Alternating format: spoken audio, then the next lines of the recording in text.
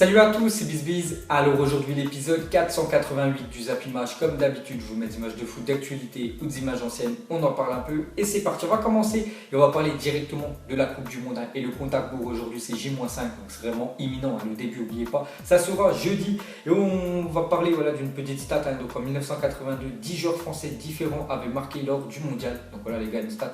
Donc c'est comme si cette année il y avait 10 joueurs différents qui marquaient minimum un but pour l'équipe de France. Donc c'est pas mal quand même, parce que normalement il y a toujours, on va dire, 3-4 joueurs par nation qui marquent des buts pour la Coupe du Monde. Là il y en a eu plus de 10 en 1982, donc c'est le record actuellement. Ensuite les gars, on va parler de quelques matchs amicaux, donc c'est des matchs de préparation pour la Coupe du Monde. Donc on va commencer avec Croatie-Sénégal, donc déjà deux équipes qualifiées pour la Coupe du Monde, et la Croatie sont imposées 2-1 contre le Sénégal.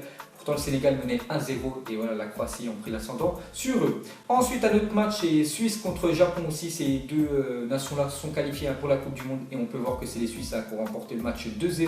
Ensuite, on continue avec une autre affiche. Donc, c'était Pologne qui recevait le Chili. Donc, Pologne qualifiée, Chili pas qualifié. Un dommage, ils sont arrivés 6e de la zone sud-américaine. Donc, voilà, c'était les 5 premiers qui étaient qualifiés. Et voilà, ils sont arrivés 6e. Dommage, n'oubliez pas quand même qu'ils ont gagné 2 fois d'affilée la Copa América. Donc, c'est-à-dire, ça équivaut en fait à l'euro. Donc, voilà, c'est quand même les tenants du titre, le Chili, et ne sont pas bien sûr de la Coupe du Monde, donc de partout entre ces deux nations-là. Et pour finir, encore deux équipes qualifiées pour la Coupe du Monde. Donc c'est l'Allemagne, quand même l'équipe tenante du titre, qui jouait contre l'Arabie Saoudite. Donc on voulait voir comment l'Allemagne allait réagir après 5 matchs quand même sans victoire. Ça faisait plus de 30 ans qu'ils n'avaient pas fait ça. Et on peut voir qu'ils sont un peu rassurés vu qu'ils ont gagné 2-1. Mais bon voilà, c'est pas flamboyant l'Allemagne. On verra quand même ce que ça va donner lors, on peut dire, des matchs officiels. Ensuite, en cas de victoire finale à la Coupe du Monde, chaque joueur espagnol percevra une prime de 825 000 euros. Donc ils ont vraiment bien négocié, les joueurs espagnols, leur prime, si bien sûr il est le trophée de la Coupe du Monde. Donc c'est plus du double de celle des Allemands, 350 000 euros par joueur. Donc on peut voir différentes primes, et je crois celle du Brésil c'est 800 000, je ne sais toujours pas celle de la France. Dès que je le saurai, je vous le dirai. Ensuite, on va parler d'une très mauvaise nouvelle pour l'Argentine. Donc officiel, la fédération argentine vient d'annoncer que Manuel Lanzini s'est rompu les ligaments intérieurs à l'entraînement. Donc c'était hier. Donc tout simplement, il doit donc déclarer forfait à une semaine de l'ouverture de la Coupe du Monde. Donc vraiment dommage pour le joueur, je crois, qui évolue cette année à West Ham.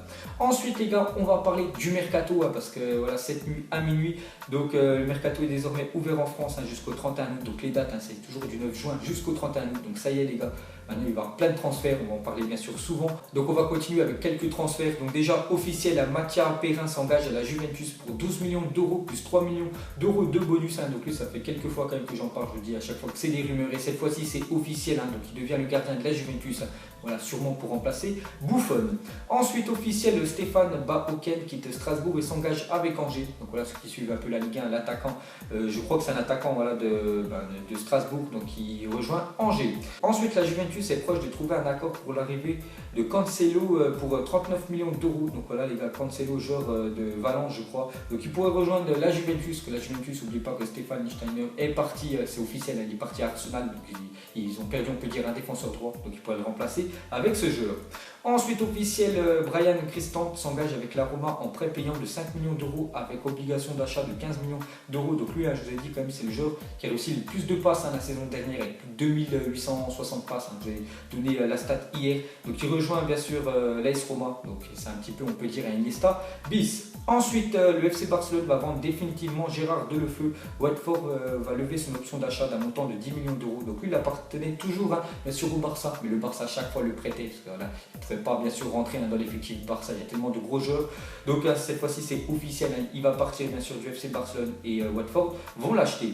Ensuite officiel, Talisca, qui appartenait à Benfica et qui jouait cette année au Beşiktaş dans le championnat de Turquie, qui était pourtant promis un bel avenir en première ligue, vient d'être prêté une saison en Chine au Ganzhou Evergrande. Donc voilà les gars, lui part en Chine. C'est vraiment dommage parce que lui, j'aurais bien voulu le voir en première ligue. En plus il a fait des déclarations, c'était vraiment un championnat qui le passionnait. Et du coup voilà, c'est officiel, il est prêté une saison dans le club chinois. Et bien évidemment son salaire est doublé.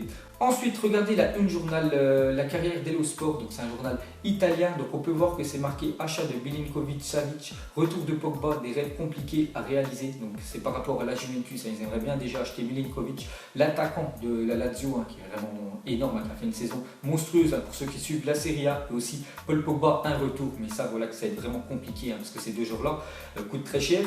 sur le marché des transferts. Ensuite officiel, Terence Kongolo s'engage avec Huddersfield Premier League. Pour rappel, le néerlandais appartenait à Monaco. Donc lui, il y a 2 ans, je crois qu'il jouait à Huddersfield. Donc Monaco l'avait acheté, je crois, 25 millions d'euros. Donc cette année, c'était plutôt une saison compliquée pour lui. Il n'a quasiment pas joué. Et du coup, il retourne dans son ancien club. Donc voilà les gars, vice-versa entre Monaco et Huddersfield pour Kongolo. Ensuite, selon Sky Sport Italia, Bakary Sagna, donc ancien international français, un défenseur droit, Bakary Sagna, donc 35 ans. Voilà, il est plus en fin de carrière. Donc devrait prolonger son aventure avec Benevento. Il pourrait même récupérer le brassard de capitaine. Donc voilà les gars, ce que pourrait faire Bakary Sagna. Benevento déjà l'année prochaine, voilà, ils joueront en série B. Et Sagna va continuer avec le club, donc vraiment respect à lui. Ensuite les gars, on rouvre la page Cristiano Ronaldo. Donc regardez déjà la une, journal Marca aujourd'hui. Donc c'est marqué, en gros, que Ronaldo considère que l'offre du club est insuffisante. La position des deux parties est plus éloignée que jamais. Donc ça continue le feuilleton. Ronaldo, est-ce qu'il va rester? Est-ce qu'il va partir? Pour moi, je pense quand même qu'il y a des chances quand même qu'il parte quand même, Cristiano Ronaldo. Voilà, parce qu'on sait qu'il veut toucher beaucoup d'argent. Et dans des autres clubs, il pourrait le toucher. Voilà, ce qui bien sûr, il demande. Donc voilà, déjà CR7 va en Serio, donc il pourrait partir. Donc ils s'entendent plus trop entre le Real Madrid et lui. Et on peut voir que le Real Madrid aurait ouvert la porte à un départ à Ronaldo quand même.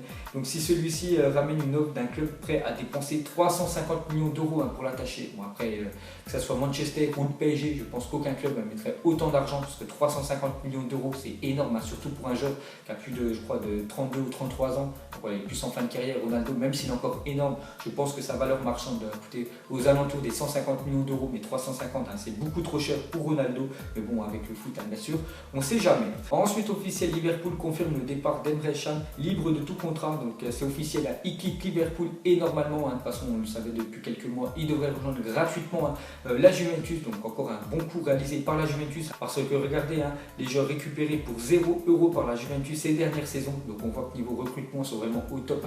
Et tout simplement, ils amènent des joueurs gratos et ils les revendent très cher. Je pense à Pogba en 2012, qui est arrivé gratuitement de Manchester United. Il est vendu 2 ou 3 ans plus tard, plus de 105 millions d'euros. Donc c'était le jackpot bien sûr pour la Juve, mais aussi Llorente, Coman quand il était parti du PSG. Donc il l'avait accueilli bien sûr à la Juve, et après la Juve l'avait vendu, je crois, aux alentours des 40 millions au Bayern, mais aussi Khedira, Dani Alves et cette année Emre Can. Ensuite, une déclaration de Deschamps, il a dit Pogba est un milieu de terrain, ce n'est pas un 10, ce n'est pas un attaquant, il sait marquer, peut faire marquer, c'est un milieu complet, mais ne peut pas tout faire. Donc voilà ce qu'a dit Deschamps par rapport à Pogba, parce qu'il y en a beaucoup qui critiquent Pogba, parce que c'est vrai qu'il y en a plein qui disent que Pogba, voilà, à chaque fois, il n'est pas décisif, mais bon, voilà, son rôle, bien sûr, c'est d'être la plaque tournante, voilà, dans l'équipe de France ou l'équipe de Manchester United, et son but, c'est pas de marquer 30 buts par saison, il n'est pas numéro 9, Pogba. Ensuite, on continue avec Noël Le Graët, donc il a parlé de Deschamps, contrat jusqu'en 2020.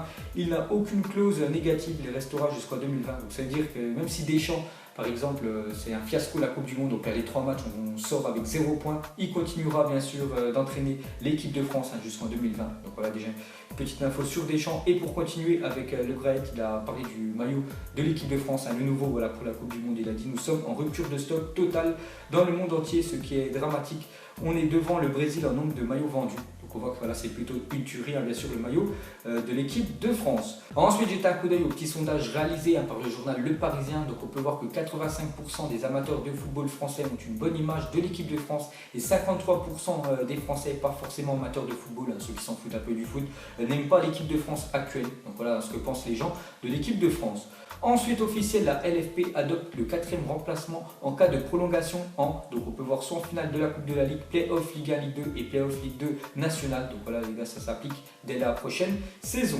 Ensuite, une déclaration de Cristiano Ronaldo, donc il a parlé de ses successeurs, voilà, pour Ronaldo, pour lui. Donc il a dit: sur les 10 dernières années, je pense que ça se résume entre Messi et moi. Donc c'est vrai que Messi et Ronaldo ont tout dominé cette dernière décennie. Donc il a dit: pour la prochaine génération, je pense qu'Asensio a le potentiel. Après, il y a Neymar, Mbappé, puis aussi Dembélé, Hazard et Rashford. Donc voilà ce que pense Ronaldo de ses successeurs. Donc je suis du même avis que lui, tous ces joueurs-là, je pense, vont dominer le foot dans les années qui vont arriver. Ensuite, il y a 9 ans, jour pour jour, Kaka signe au Real Madrid pour 68 millions d'euros. Donc on voit que maintenant le marché des transferts a vraiment explosé. Un joueur comme Kaka, donc Je crois qu'il était, quand il est parti au Real Madrid, c'était lui qui avait le ballon d'or. Hein. Il venait juste de gagner la Ligue des Champions avec le Milan AC et le Real Madrid l'avait recruté. Donc normalement, il était considéré comme le meilleur joueur bien sûr de la planète et il partait pour 68 millions d'euros. Alors que maintenant, par exemple, un joueur qui vient de gagner le ballon d'or, qui change de club à la même année, donc il part aux alentours des 250 millions d'euros à minimum. Donc vous voyez vraiment que le marché des transferts a vraiment évolué. Donc lui, après, il était parti au Real Madrid. Hein. C'était plutôt quand même un échec, hein, le parcours de Kaka au Real. Ensuite, une déclaration de Dybala sur l'équipe de France. Il a dit: la France est une équipe avec des joueurs importants et de jeunes joueurs. Leur équipe nationale est promise à un grand avenir. Ce serait préférable de les éviter. Donc voilà ce qu'a dit Dybala sur l'équipe de France. Il pourrait déjà avoir un France-Argentine dès les huitièmes de finale. Hein. Si bien sûr l'équipe de France termine première, l'Argentine deuxième ou vice versa, la France deuxième, Argentine première. Donc ça ferait bien sûr France-Argentine. Donc nous, on veut éviter bien sûr l'Argentine et l'Argentine veulent nous éviter parce que voilà, on est quand même dangereux avec notre équipe actuelle. Ensuite, regardez les sportifs les mieux payés de la planète en 2018. Donc sur ce top 8, on peut voir quand même qu'il y a 3 footballeurs. Donc Messi qui est classé deuxième, Ronaldo troisième et Neymar qui est classé cinquième. Donc là, on compte salaire bien sûr de footballeurs plus les pubs à côté. Donc en tout, voilà, ça fait ça. Et le premier, bien sûr, c'est un boxeur. Il a gagné plus de 244 millions. Hein. C'est tout simplement énorme. Et pour finir ce Zap Image, regardez la compo probable pour l'équipe de France ce soir contre les États-Unis. Donc ça devrait être Yoris, Oka, Sidibé, Varane, Umtiti, Mendy, Pogba, Kanté, Matuidi, Griezmann, Mbappé, Giroud. Donc voilà, normalement l'équipe de ce soir est souvent, même lors de toutes les grosses compétitions, à chaque fois bien sûr qu'un entraîneur aligne une équipe lors du dernier match amical, on peut dire, c'est souvent l'équipe qui va commencer bien sûr. On peut dire le premier match de la Coupe du Monde. Donc normalement ça devrait être cette équipe-là qui va commencer le premier match de la Coupe du Monde.